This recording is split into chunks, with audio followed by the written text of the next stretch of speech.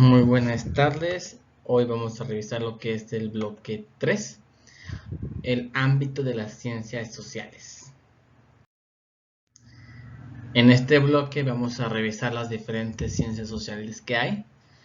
Vamos a revisar antropología, ciencia política, derecho, economía, geografía humana, psicología y sociología. Vamos a revisar qué estudia cada una, cuál es el objeto de estudio y cómo fue que empezó a desarrollarse lo que es el inicio histórico de cada una de estas. Empecemos con la antropología. La antropología estudia el origen y formas de vida de los primeros hombres sobre nuestro mundo.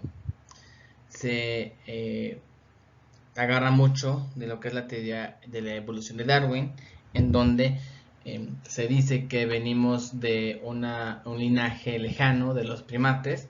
Entonces, desde ese momento en que aquellos seres primitivos empezaban a organizarse y formar pequeños grupos, es que empieza a estudiar la antropología, desde los primeros hombres. También estudia y compara las diversas culturas humanas, entendiendo por cultura los aspectos materiales, que es las formas de trabajo, las herramientas, artefactos y utensilios, entre otras, y los aspectos espirituales, las creencias, las ideas, los valores, los principios de organización social, etc.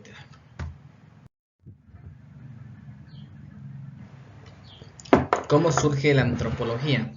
Bueno, remontándonos al siglo XV, la antropología tiene un importante empuje al momento en que los primeros navegantes llevan noticias de ultramar respecto a la existencia de otros hombres y otras culturas. En el siglo XV es cuando Cristóbal Colón sale del puerto de España y empieza a descubrir lo que hoy llamamos como América, el continente americano. En ese entonces, el hombre blanco europeo se pensaban que eran los únicos hombres sobre la tierra. Entonces, cuando encuentran otras culturas, se van dando cuenta de que existen más personas sobre el mundo.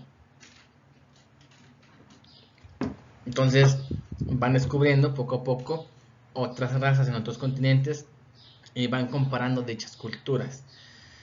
La primera clasificación que hacen es entre razas, es decir, entre hombres blancos europeos, entre amarillos asiáticos, negros africanos y los rojos americanos. Es decir, lo primero que ven es la apariencia étnica de las personas que son distintas a ellos. Luego empiezan a encontrar otras diferencias en las formas de relacionarse con la naturaleza, de trabajar, de tecnologías, de organización social, militar, política y de sistema de creencias. Entonces, aquí empiezan a notar las diferencias en los aspectos materiales y espirituales que revisamos hace un momento. De esta manera, la antropología dividió sus conocimientos en dos grandes ramas, la antropología física y la antropología cultural. La antropología física se va a encargar de estudiar las características biológicas del hombre en relación con su medio ecológico y natural, o natural. En este caso, una aportación de la antropología física es el color, el tono de piel. De acuerdo con esta rama de la antropología, las personas de tonalidad de piel blanca tienen así su tono de piel derivado a que ocupan una mayor cantidad de sol. ¿Por qué se da esto? Porque ellos viven o suelen vivir en climas donde escasea los rayos del sol, en climas muy fríos, donde la mayor parte del día está nublado, entonces no hay tanto sol durante el día. Entonces la piel blanca contribuye a poder absorber con mayor facilidad los rayos del sol. En cambio, la raza negra, que usualmente viven en lugares muy calientes, muy cálidos, muy áridos, suelen tener la piel negra para que su piel no absorba demasiado los rayos del sol, dado al ambiente que viven. Entonces, eso es una aportación de la antropología física. En cambio, la antropología cultural se encarga de analizar las características específicamente cultural y social del hombre. Bien, vámonos a la ciencia política. Esta es la ciencia que estudia las relaciones de poder. Dice que en las agrupaciones humanas existe siempre la necesidad de dirigir a los hombres bajo determinados fines y metas, por lo que se requiere fincar en su interior, o sea, en el interior del grupo, una relación de autoridad, como mecanismos para la toma de decisiones que afectan o benefician al grupo u organización.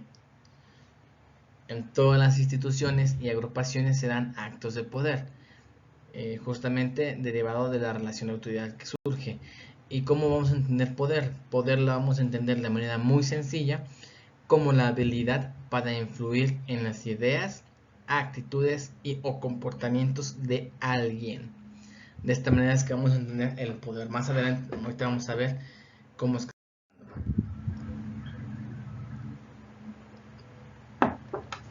El interés de la ciencia política entonces recae en saber quién tiene el poder en una institución, cómo le fue otorgado, cómo lo ejerce o usa y de qué manera se distribuye en beneficio o perjuicio de sus integrantes.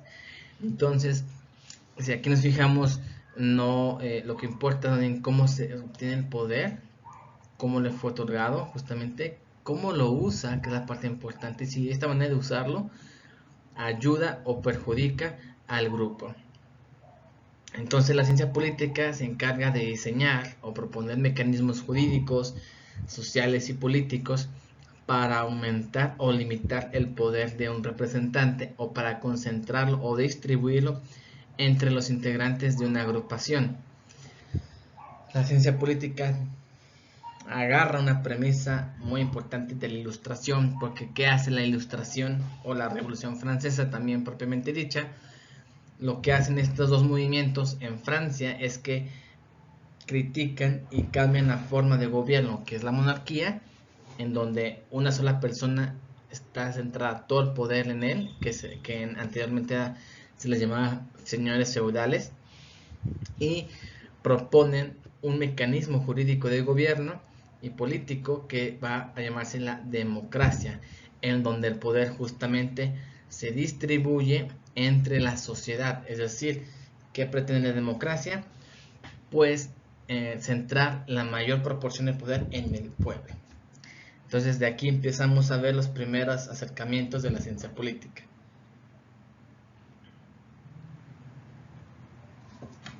También se dice que el poder se analiza ya no solo en la vida pública o política, podríamos llamarle, sino en la vida privada como una relación social, que ya no solo está en el Estado, sino disperso en toda la sociedad, en los individuos, las parejas, la familia, las instituciones, grupos de opinión y comunicación, la religión, etc. ¿Cómo se puede dar el poder en los individuos? Pues uno mismo puede ejercer poder sobre sí mismo. Por ejemplo, la forma de, si yo por ejemplo en ese momento siento hambre, pero estoy en una clase, entonces yo voy a pensar, ok, estoy en una clase, no es apropiado comer mientras estoy explicando, entonces voy a influir en mi decisión para, de manera tal que voy a decir, pues bueno, ahorita que acabe de explicar, puedo ya comer algo, ¿no? Entonces estoy influyendo en un comportamiento mío y eso ya es un acto de poder.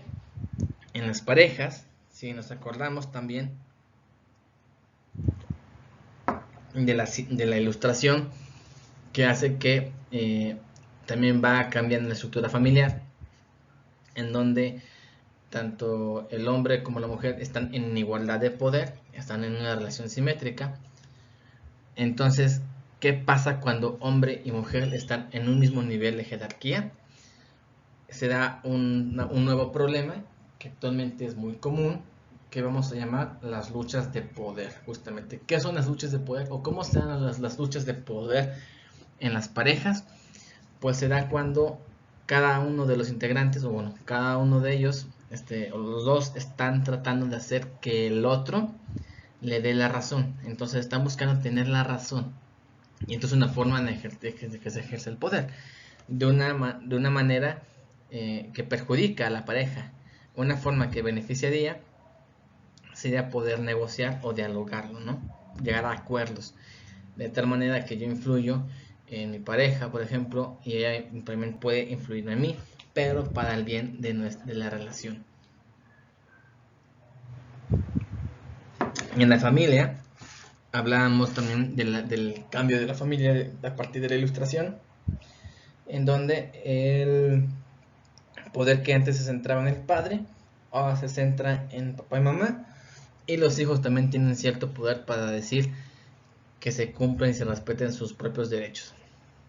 Las instituciones, claro que tienen poder, por ejemplo, una escuela, ¿en dónde se sienta el poder de la escuela? Pues en el director, y luego va pasando hacia abajo, los administrativos, los maestros, y luego va pasando poco a poco.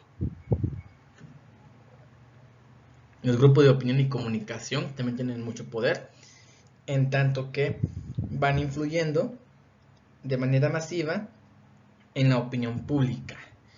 Y cuando se influye en la opinión pública, llegan a moverlos a cierto tipo de comportamientos o actitudes sociales.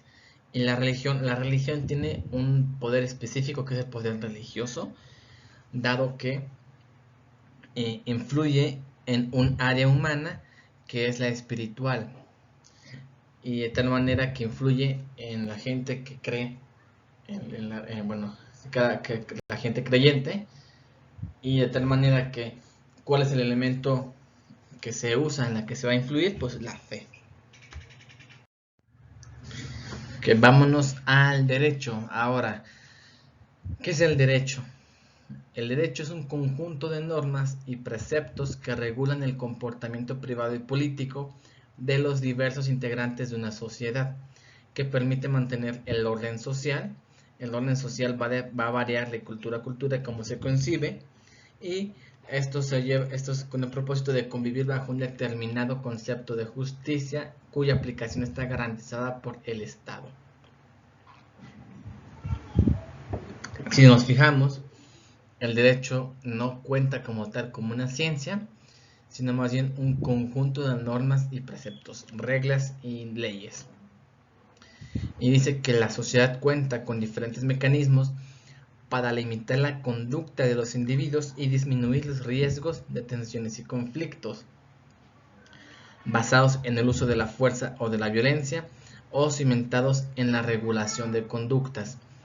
Un mecanismo que esté basado en el uso de la fuerza o la violencia es, por ejemplo, el cuerpo policial cuando hay una marcha o manifestación, que se ponen como barrera justamente o delimitan el territorio o el área en donde se va a llevar a cabo la manifestación, y en casos llega a haber el uso de la violencia, es decir, de la fuerza bruta, para detener la manifestación. A veces ocurre más bien que la policía o la fuerza policial tiene la orden directa de usar la fuerza física para detener la manifestación, aunque la manifestación sea pacífica.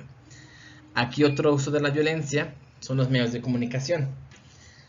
Bajo esta situación en la que se ejerce violencia de los policías hacia los manifestantes, y los manifestantes, ¿qué hacen? Pues naturalmente se defienden. ¿Y cómo se defienden? Pues a partir de ejercer violencia por mera supervivencia. Bueno, podría cuestionarse si es violencia, si podríamos considerar violencia. Entonces, ¿qué pasa? Pues ve la respuesta de agresión. Yo creo que es eso, agresión. Entonces, los medios de comunicación venden la imagen de la agresión de los manifestantes y los pintan como violentos para descalificar todo el movimiento o el propósito de la manifestación. Y si se fijan, este uso este medio es muy violento porque tiene un poder impresionante. ¿Qué pasa luego que ves en las noticias, en los periódicos? Mira cómo están vandalizando los manifestantes los edificios. Y realmente es un mecanismo social basado en la fuerza para limitar la conducta de los individuos. Entonces, ese es un mecanismo. Otro mecanismo cimentado en la regulación de las conductas es tan sencillo como, por ejemplo, la ley seca. Cuando hay ley seca, pues se detiene la venta legal de alcohol. Eso limita la conducta de consumir cerveza y licores, etc. Vamos a revisar en el derecho que hay tres tipos de normas: las normas religiosas, las normas morales y las normas jurídicas. Las normas religiosas, ¿por qué los estamos tomando en cuenta en el derecho? Si el derecho tenemos el entendido de que en realidad pues está muy acorde a lo civil. Bueno, se toman el derecho las normas religiosas porque en cada religión también tienen cada una su propio código y reglamento, normas y reglas y leyes. De tal manera que, por ejemplo, en la religión católica se le llama derecho canónico y ellos mismos tienen su propio código, su propio código canónico. Entonces, las reglas y los artículos que vendríamos equiparando por ejemplo, en la Constitución, en la Constitución, en el derecho canónico se les llaman cánones. Y cada canon, pues, son mandatos y provisiones en la religión católica. Los mandatos más conocidos en la religión católica, por ejemplo, pues son los 10 mandamientos, ¿no? El no matarás, el no robarás, etc. Las normas morales se vuelven más complejas porque este tipo de normas no están escritas en ningún lado y en realidad no hay una sanción específica de acuerdo al comportamiento que se lleva a cabo, ¿no? Entonces, más bien, son los comportamientos que se dicen que son aceptables o inaceptables, buenos o malos en una sociedad, siempre en función del concepto de justicia y de doctrinas políticas y sociales que varían de una cultura a otra. Por ejemplo, algo tan burdo como decir que si yo voy a misa en traje de baño y en chanclas, ¿no? Llego en un traje de baño y mis chanclas y voy a misa de vestido de esa manera. En ningún lugar yo he visto que se diga que está prohibido hacerlo como tal, pero seguramente muchas personas podrían considerar esta conducta como inaceptable porque hay un aprendizaje social de que para ir a misa hay que ir vestidos de manera presentable. ¿Y quiénes van a ser los que van a castigar de cierta manera esta conducta? Pues va a ser la sociedad misma, porque puede que el sacerdote ni cuenta se dé de que voy vestido así, y entonces lo que va a pasar es que me va a caer más bien el peso de la sociedad. Es decir, van a haber críticas, rechazo, desprecio, humillación tal vez, algo tan sencillo como una mirada de desprecio o de desagrado. Es justamente lo que sucede cuando no se cumplen las normas morales en cuanto a conductas inaceptables. Una conducta aceptable más bien pues se premia, ¿no? O a lo mejor pues no genera ningún disturbio, más bien. Entonces, estas son las normas morales. Las normas jurídicas sí están escritas y son precisas al señalar qué está prohibido y son coercitivas. Entonces es claro y preciso la sanción y las penas de acuerdo con las faltas. Estos sí son las que conocemos como la Constitución Mexicana, el Código Penal Nacional, el Reglamento de Tránsito.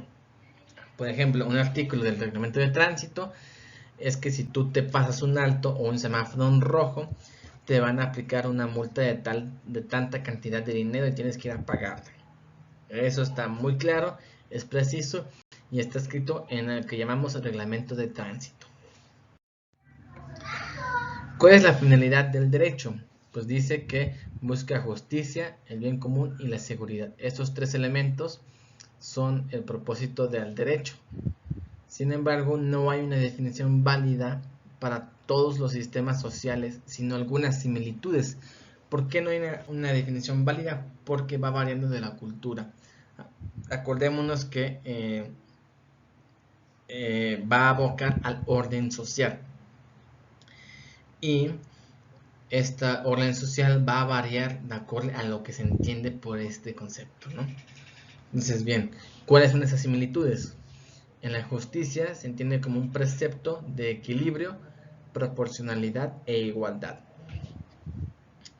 El bien común se va a entender como un beneficio que deriva de vivir en cumplimiento del orden social, y este orden social pues va a variar de cultura a cultura, al cual el individuo debe contribuir y del que obtiene garantías de supervivencia.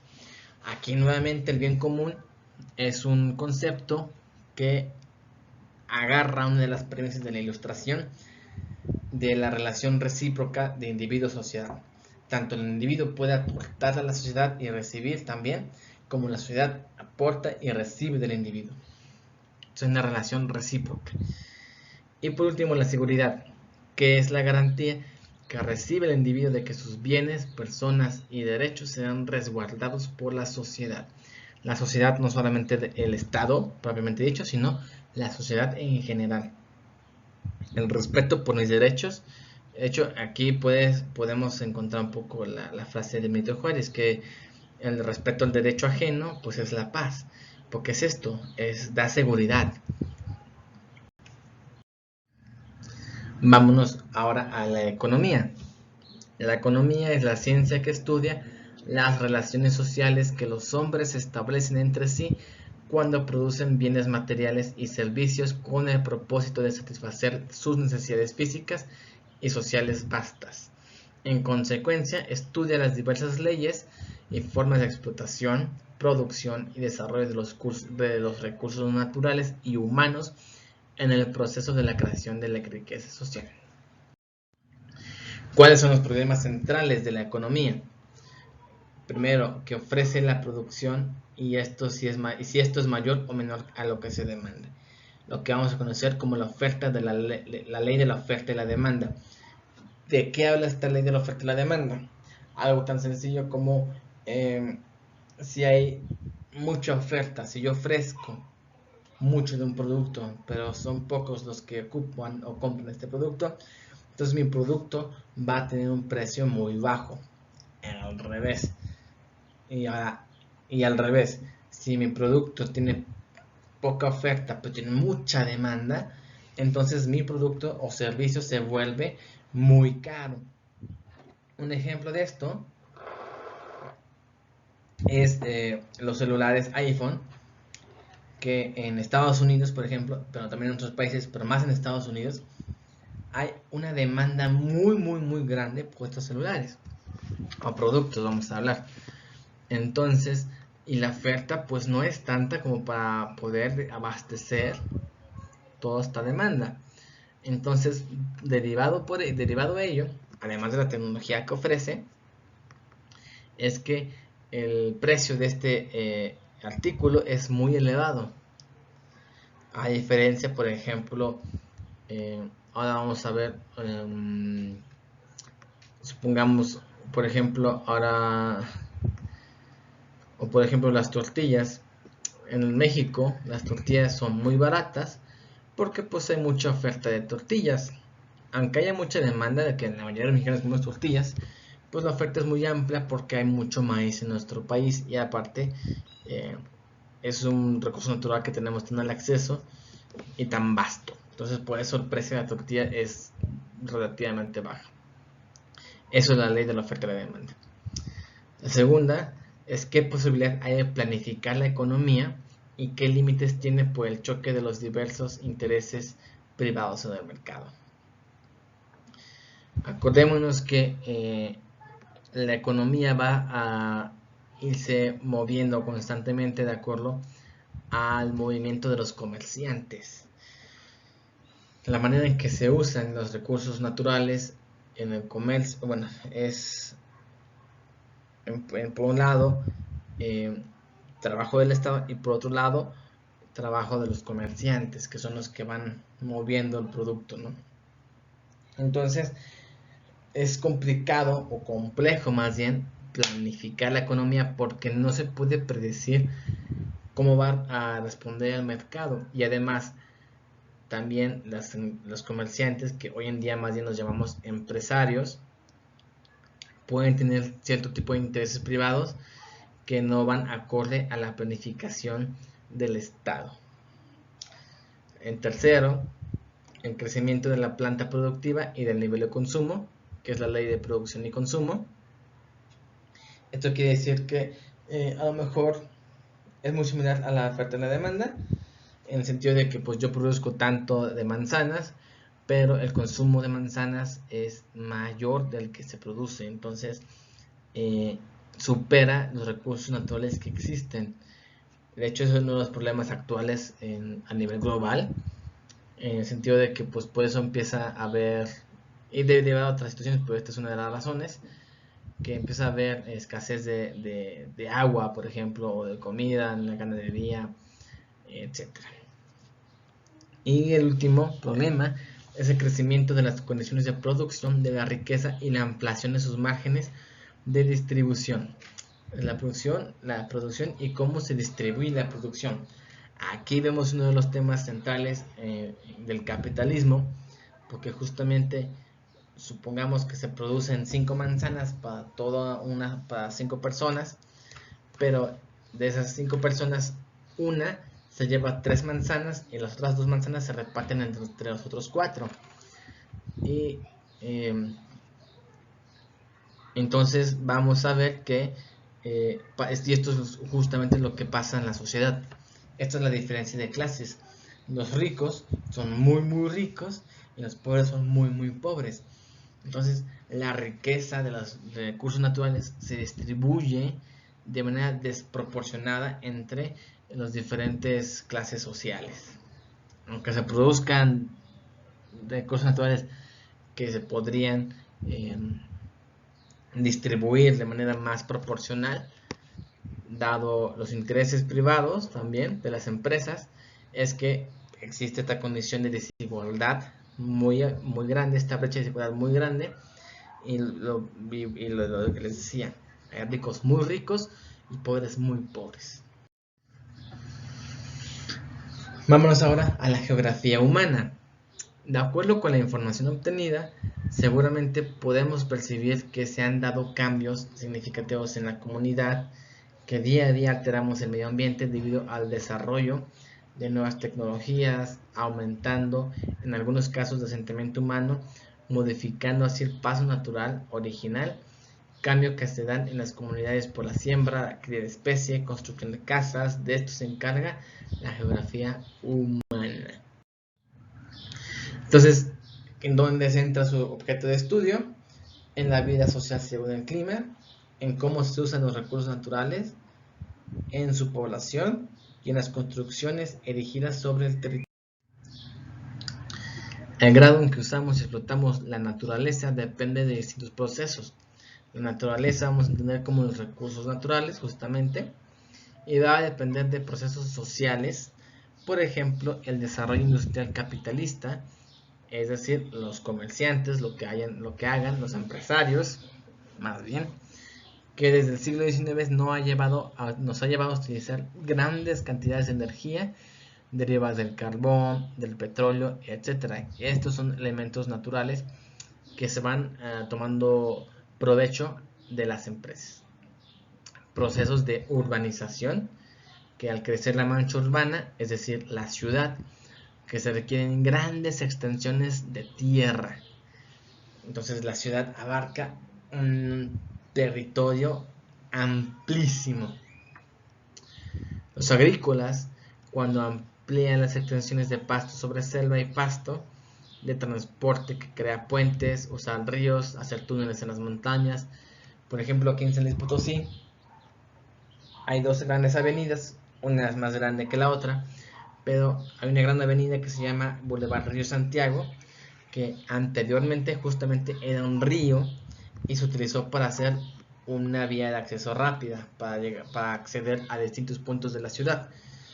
¿Y qué pasa cuando llueve? Pues sí, cuando llueve, pues se inunda este río. Entonces vuelve a ser río, porque en realidad el río va a seguir siendo río, aunque ya no tenga el agua que tenía hace un par de años atrás. Hay también procesos políticos, por ejemplo, una guerra que crea nuevos caminos, puertos, estaciones de ferrocarril, acceso a nuevas minas para obtener recursos naturales, etcétera. Incluso, por ejemplo, en una guerra, el campo de batalla también ocupa un lugar territorial muy amplio. Y por último, procesos culturales. Por ejemplo, la religión, que puede hacer de ciertas regiones los lugares de peregrinaje de millones de personas. Por ejemplo, en Semana Santa, cuando empieza el Domingo de Ramos, mucha gente va caminando por el mismo camino hasta San Juan, que se les llama comúnmente como los sanjuaneros. Y son miles y miles y miles de personas que pasan a lo largo del día para llegar para visitar a la Virgen de San Juan, ¿no? Entonces, ¿qué hacen esas miles de personas? Pues trazan justamente un sendero. Y además, a lo largo de todo el camino, que aquí en San Luis pasan por la carretera a Guadalajara, perdón, pues tienen varios puntos de descanso a lo largo de todo el camino, porque llegan de todas partes, ¿no?, del país.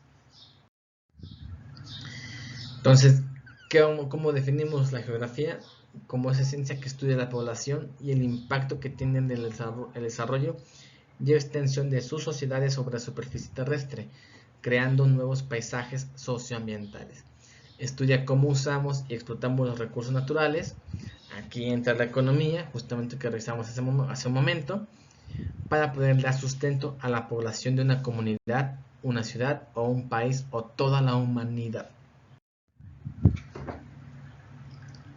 Entonces, la geografía humana, ¿cuáles son sus principios teóricos de dónde surge la geografía humana? Bueno, se inicia con lo que se conoció como un determinismo geográfico, que fue desarrollado en el siglo XIX.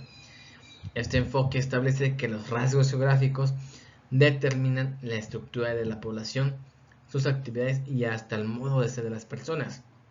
El principal autor de este enfoque es Carl Ritter, que en su obra Antropogeografía establece que la geografía era la que permitía explicar no solo la riqueza, pobreza, sino hasta su psicología. Entonces, habla de que las condiciones físicas del ambiente determinan sus actividades y a la vez el carácter y los modos de ser de las personas que habitan en este contexto ambiental. Una aportación de este autor es que, por ejemplo, en las regiones en donde hay una gran riqueza de recursos naturales, la gente se vuelve perezosa dado a la facilidad con la que obtienen sus recursos. Entonces, digamos que no batallan para poder subsistir y por lo tanto pues se vuelve perezosa. Digamos que entra en un estado de comodidad, entonces no tiene necesidad. A diferencia de otras regiones en donde no hay tanto recurso natural, entonces se ven obligados a pensar cómo solucionar y dan diferentes respuestas, ¿no? Eso es lo que dice la antropogeografía. Surge otro enfoque que al contrario del determinismo geográfico, la escuela de la geografía se desarrolla a principios del siglo XX con el geógrafo francés Paul Vidal de la Blache y el británico H.J. Fleer, quienes desarrollaron el enfoque posibilista, que es otro enfoque distinto, y establece, que si bien las condiciones físicas del medio ambiente influyen y hasta pueden limitar las actividades humanas, el ser humano a la vez puede influir sobre este último. Entonces, también retoma un poco de la premisa de la Ilustración, Si la ilustración dice que hay una relación recíproca individuo-sociedad, ahora el enfoque posibilista de la geografía dice que hay una relación recíproca entre la sociedad y el medio ambiente. Entonces se influyen mutuamente. Y lo podemos ver, por ejemplo, en el fenómeno del calentamiento global, que se entiende como una consecuencia derivado a la contaminación de las grandes empresas que tiene sobre el ambiente, el impacto ambiental, y también del que se van extinguiendo muchas especies animales y muchas especies de la flora y la fauna a nivel global. Y en la posguerra vamos a ver otro enfoque que sigue con Burton y Manley y establece un objeto de estudio más abstracto de la geografía. Dicen que no importa tanto el ambiente físico, sino las conexiones entre espacios sociales, es decir, los flujos de transporte, el comercio y la mano de obra entre comunidades y ciudades. Aquí entra un poco la economía, justamente por el movimiento social que hay de los recursos naturales y cómo se van aprovechando e intercambiando, ¿no?, entre los distintos grupos humanos. Vamos ahora a revisar la historia. ¿Qué nos dice la historia? La historia es esa ciencia que estudia todo tipo de hechos sociales acaecidos en el pasado, sean grandes o pequeños y pertenecientes a diferentes niveles de la realidad social, económicos, sociales, políticos, culturales, científicos, etc. La historia es una ciencia global que pretende establecer el origen y las leyes de desarrollo de una sociedad. Entonces, justamente la historia, desde aquí esta definición, podemos observar que pues se acompaña justamente de otras ciencias sociales, como la economía, como la sociología, la ciencia política, la antropología, entre otras ciencias, ¿no? Entonces va abarcando justamente. Y a lo largo de todo el trayecto de las ciencias sociales, pues podemos ver que se van relacionándose unas con otras porque surgen para resolver problemas que están muy relacionados, que tienen muchos puntos de convergencia. La historia antes, cuando se hace su inicio, era de grandes sucesos entendidos como eslabones de una cadena que conducía inevitablemente a afianzar el progreso y una idea de civilización. Así se escribió la historia durante muchos siglos y desde el siglo XVI se insistía mucho en suponer que habría un solo destino para todos los pueblos, y el destino del progreso al estilo europeo. Acordémonos que en siglos pasados Europa se veía a sí misma como el modelo de vida de otras culturas. Antes pensaban que eran las únicas personas sobre la Tierra, y cuando descubrieron qué fue lo que hicieron, pues tratar de ajustar las otras culturas a su propia visión del mundo. Hay dos corrientes de pensamiento dentro de la historia, o bueno, dos corrientes dentro de la materia de historia. Y el primero es el materialismo histórico. Aquí se dice que son los pueblos los que hacen la historia, de acuerdo con Marx. Marx es uno de los principales exponentes en la economía que propone un sistema de gobierno y de económico de socialista. A la vez del materialismo histórico lleva a hacer la historia múltiple: económica para estudiar los orígenes del capitalismo, política para entender el origen y el desarrollo del Estado, social para saber cómo trabajan y viven los pueblos, de las ideas para analizar la importancia de las ideologías y sus transformaciones. Entonces aquí ya surgen las diferentes ciencias sociales: la economía, la política, ciencia política y el derecho, la antropología cultural y la sociología y la psicología.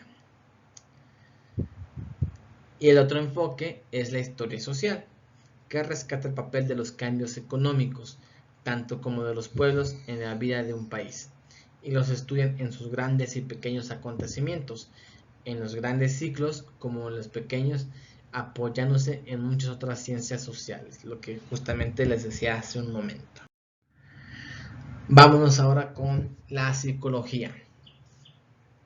Esta se encarga de analizar cómo los seres humanos perciben, sienten y piensan, cómo aprenden a adaptarse al medio que les rodea y resuelven problemas. Entonces la psicología es la ciencia que estudia el funcionamiento de la mente, su desarrollo y principalmente el comportamiento humano.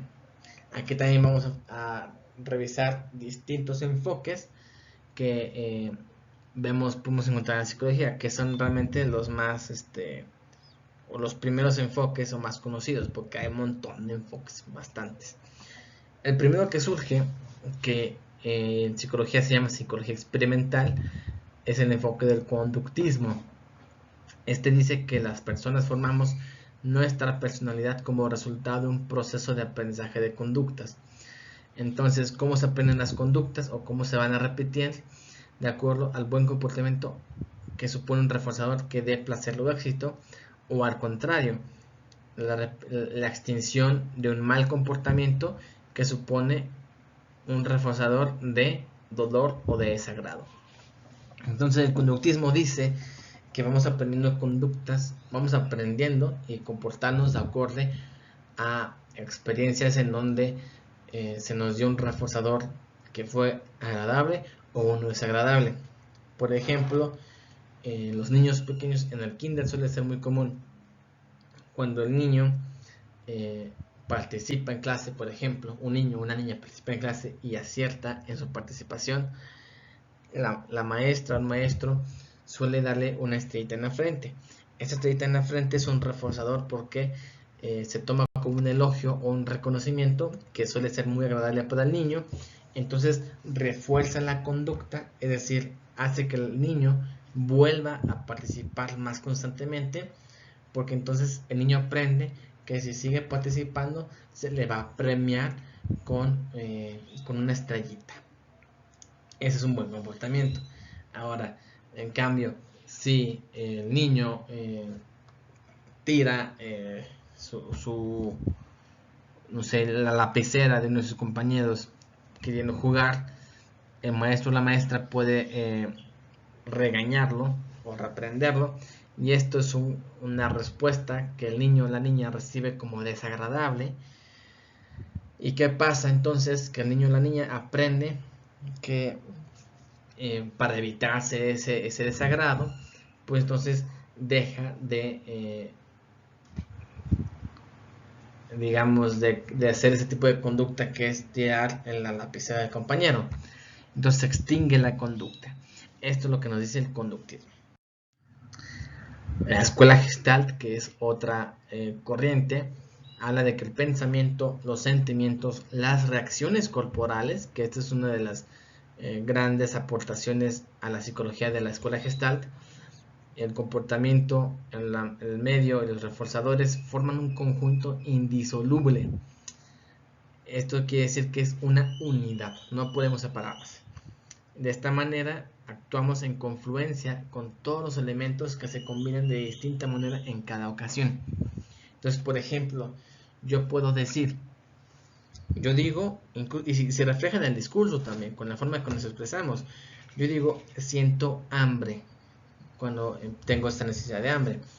Yo no digo, mi estómago tiene hambre, incluso sonaría raro.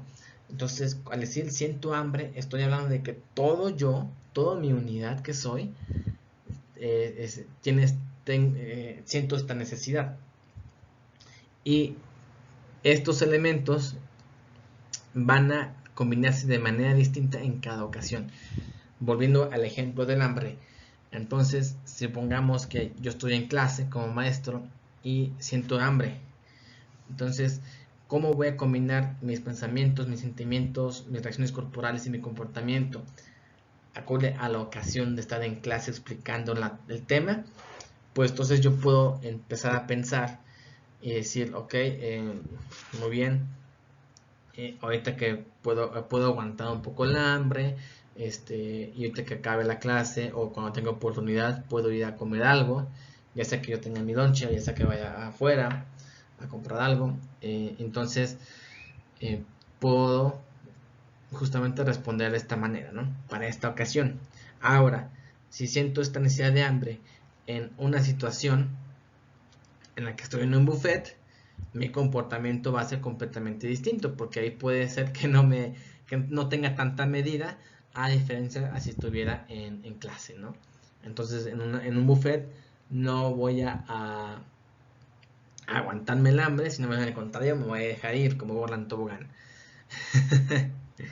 Entonces, justamente pues dice que se combinan de distinta manera para cada ocasión.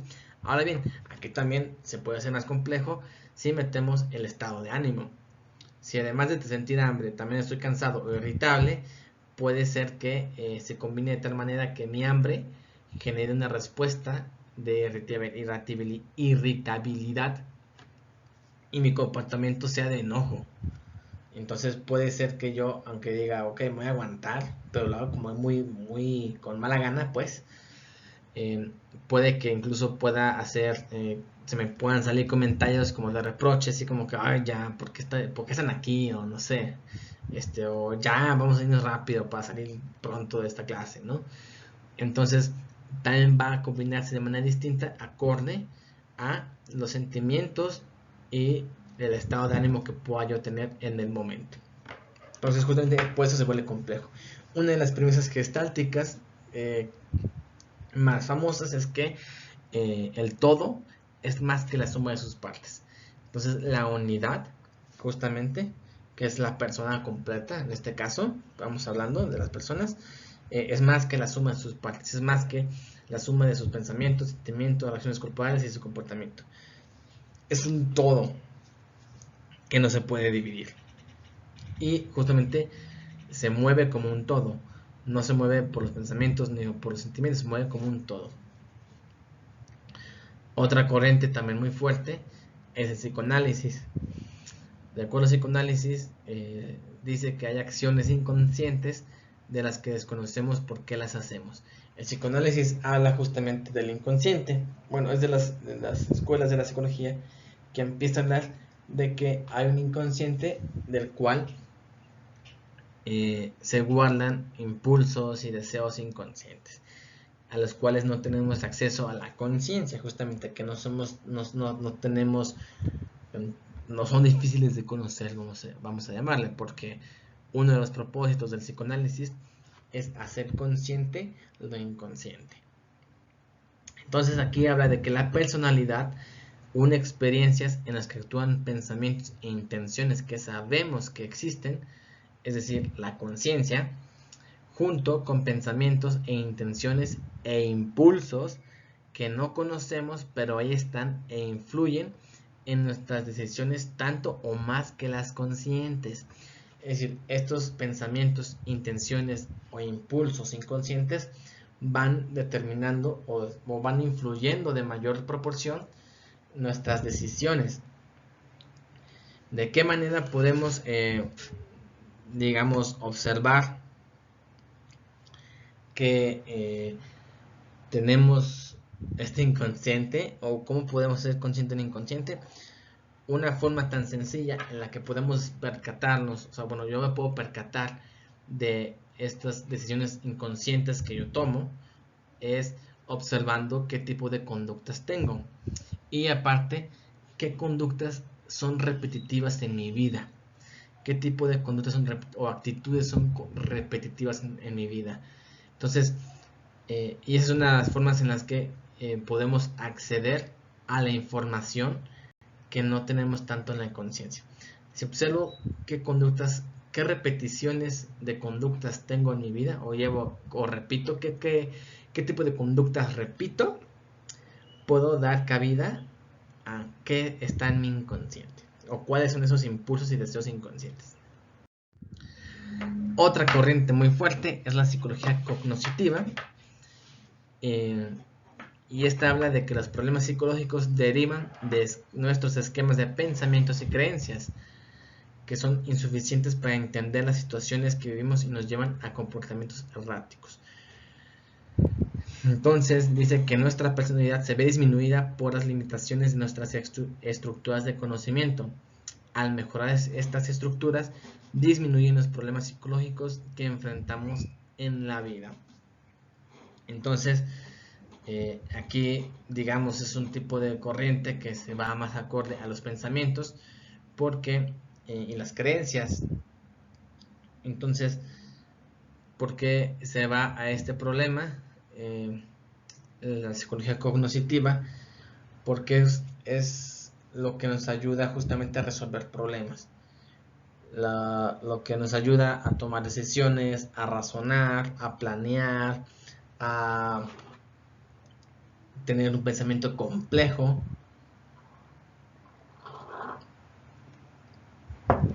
Y si mejoramos este recurso que tenemos, podemos enfrentarnos mejor a la vida. Y justamente aquí también se da nuestro aprendizaje, ¿no? Y podemos modificar los pensamientos y las creencias. Otra corriente, que es la psicología humanista, habla de que la aceptación del dolor y las dificultades, y las difíciles circunstancias de los errores y las decisiones pasadas son fundamentales en la psicología humanista, pues llegado a cierto punto la persona puede recuperar el control de su vida y fijarse nuevas metas, sin importar lo que haya vivido. El ser humano siempre podrá reorientar su vida y seguir creciendo. Entonces, la psicología humanista surge como un movimiento más empático para poder acercarse a las emociones dolorosas, desagradables, y tocar más profundamente y de manera más cálida las heridas emocionales. Y habla de que a través de ese mismo dolor es que uno puede empezar a sanar, entregándose al dolor. Entonces, por eso se habla de que la aceptación del dolor es fundamental para el crecimiento. Vámonos por último a la otra última ciencia, que es la sociología. Definir el objeto de estudio de la sociología depende de los enfoques teóricos que se han desarrollado en su interior. Quienes estudian la sociedad a través de las relaciones interpersonales, esto es de los contactos que se dan entre los individuos en la vida diaria, dicen que su objeto de estudio es el análisis científico de la conducta humana durante su interacción. De manera muy general podemos definir que la sociología es la ciencia que estudia la interacción entre los individuos como entre grupos e instituciones de una sociedad presente, tanto en sus vínculos de cooperación e influencias mutuas, como de conflicto derivado de las relaciones de interés y poder que constituyen a toda sociedad viva. Entonces vemos dos grandes ramas: la sociedad como un conjunto global, se concentran en grandes grupos sociales e instituciones que llamamos escuela, llamamos familia, empresa, iglesia, entre otras, y su objeto de estudio es el conjunto dinámico de grandes grupos e instituciones al que llaman sistema social. Ahora, otro enfoque es el papel de grandes grupos e instituciones enfocados como partes que cooperan entre sí. Se dan relaciones e intereses de poder entre las partes que cooperan entre sí. Su objeto de estudio son las relaciones de poder en los grupos e instituciones sociales, su dinámica y conflicto, así como su impacto en el conjunto de la sociedad.